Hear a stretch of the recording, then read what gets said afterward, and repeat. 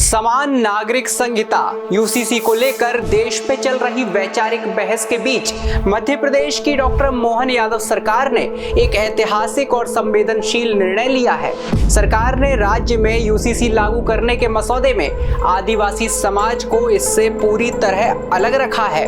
इस पर आलोचकों ने यह भी कहा है कि यह कैसी नागरिकता, लेकिन इसको संविधान के दृष्टिकोण से देखा जाए तो यह कदम न सिर्फ आदिवासियों की सांस्कृतिक विशिष्टता को सम्मान देता है, बल्कि भारतीय संविधान की मूल भावना के भी अनुकूल है। डॉक्टर मोहन यादव सरकार का यह निर्णय किसी राजनीतिक मजबूरी का नहीं, बल्कि जनजातीय समाज की अनूठी अस्मिता को अक्षुण्ण रखने का एक सुविचारित प्रशासनिक कदम है।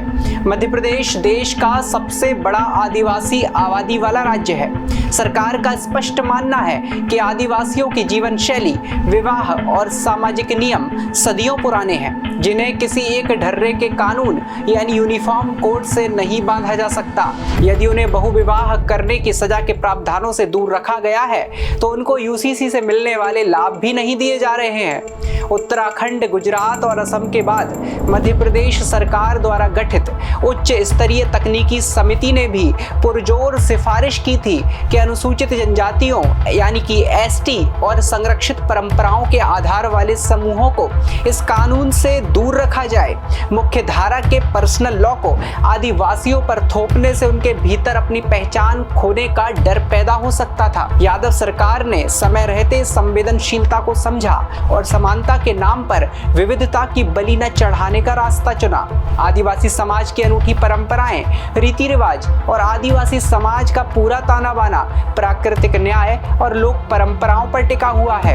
इनके रीति रिवाज सामान्य हिंदू पर्सनल लॉ या आधुनिक अदालती कानूनों से बिल्कुल जुदा हैं। कहीं किसी परंपरा में पुरुष प्रधान है तो किसी परंपरा में स्त्री या आदिवासी समाज की विविधता है।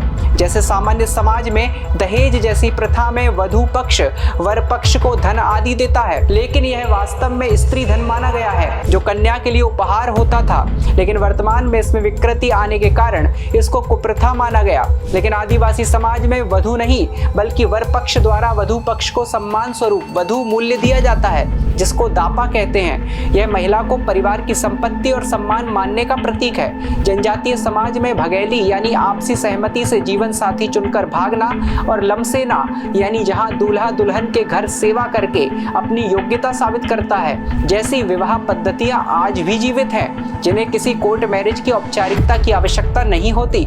यदि कोई महिला अपने पति से खुश नहीं है तो वह बिना किसी लंबी अदालती कानूनी प्रक्रिया यानी तलाक के आपसी सहमति और समाज द्वारा तय हर्जाना राशि देकर नया जीवन साथी चुन सकती है। आदिवासी समाज में संपत्ति का हस्तांतरण देश के सामान्य उत्तराधिकार कानून से नहीं बल्कि कबीलाई परंपराओं से होता है। कुछ जनजातियों में पैतृक भूमि पर केवल बेटों का हक होता है ताकि जमीन कबीले से बाहर न जाए, तो कहीं मात्र सत्तात्मक व्यवस्था के तहत संपत्ति बेटियों को मिलती है। कुछ विशेष जनजातियों में सामाजिक और आर्थिक कारणों से केवल बहुत सीमित परिस्थितियों में ही बहुविवाह की पारंपरिक छूट है, जहां सभी पक्षों की इच्छा शामिल हो जिसे वे अपनी सामाजिक सुरक्षा का हिस्सा मानते हैं। देश के कई आदिवासी समाजों में तो महिलाओं को भी एक से अधिक पति रखने का अधिकार प्राप्त है। भारतीय संविधान देश के हर नागरिक के लिए एक समान कानून की वकालत यानी यूसीसी को जरूर तय करता है, लेकिन वह आदिवासियों के अधिकारों, विविधताओं और उनकी विशिष्टता का सबसे बड़ा रक्षक भी है। जहां अनुच्छेद 44 राज्य को समान नागरिक संहिता बनाने का निर्देश देता है, वहीं अनुच्छेद 13(3)(b कानून के दायरे में आदिवासियों की परंपराओं और प्रथाओं को भी मान्यता और संरक्षण देता है। मध्य प्रदेश जैसे राज्यों के आदिवासी बहुल क्षेत्रों के लिए संविधान की 5वीं अनुसूची विशेष प्रशासनिक अधिकार देती है।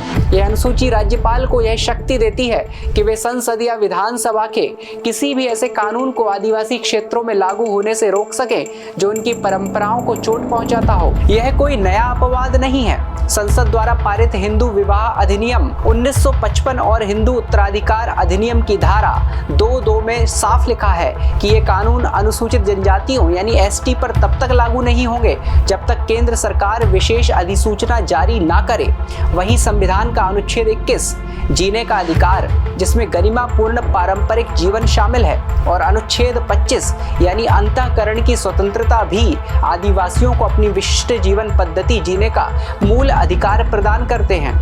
मोहन यादव सरकार का यह निर्णय इस बात का प्रमाण है कि भारत में समानता का मतलब समरूपता नहीं है। आदिवासी समाज को भारत की आदिम सभ्यता व प्राचीन धरोहर माना गया है। इनकी परंपराओं के संरक्षण के लिए संविधान के नियमों के अनुसार आदिवासियों को यूसीसी से बाहर रखकर सरकार ने यह साफ कर दिया है कि भारत के संविधान और लोकतंत्र की खूबसूरती इसकी विविधता को बचाए रखने में ही है, ना कि उसे मिटाने में। इस पर आपकी क्या राय है? कमेंट सेक्शन में जरूर बताएं। वीडियो को लाइक और चैनल को सब्सक्राइब करना ना भूलें। मैं शिवम सिसोदिया, बने रहें आचरण न्यूज के साथ। देश दुनिया की सभी खबरें देखने के लिए जुड़े रहिए आचरण न्यूज से। आचरण न्यूज, हर कदम आपके साथ।